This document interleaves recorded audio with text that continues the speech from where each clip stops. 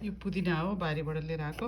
यसलाई चाहिँ मैले बेसारमा राखेको छु। यसले किराहरू चाहिँ माथि ल्याएर किराहरू नदेखिने किराहरू मारिदिन्छ यो बेसारले। अनि यसलाई त्यो निकाल्यो होइन, सफा गर्यो, धोयो।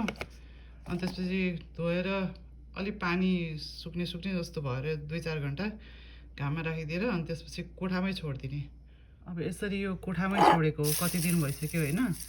कोठामै छोड्दाखेरि कोठामै अलि घामको रापमा चाहिँ नसुकाउने हो, किनभने यसको फ्लेभर जान्छ। अनि कोठामै अब यो कम्तीमा पनि 1 महिना भयो होला। 1 महिना भयो, अलि सुकेको जस्तो छ। तर यो यसरी मल्ने बेलामा झुरुम जाँदैन। त्यसैले अब 2 महिना 3 महिना कति हुन्छ यो कोठामै यसरी बन्द नगरेर यसरी राखिदिने। अनि लगभग 3 महिनापछि यस्तो झुरुम परेको हुन्छ। अनि यसरी यो दहीको रायता अथवा कोही दहीको चिजहरू बनाउँदाखेरि यसरी मलेर छरिदिने, एकदमै स्वाद मिठो हुन्छ। यसरी छरेर चलाउने। यो चाहिँ दही बारा हो। दही बारामा त्यो पुदिना मलेर राखेको, अति नै मिठो, स्वादिलो र स्वास्थ्यवर्धक।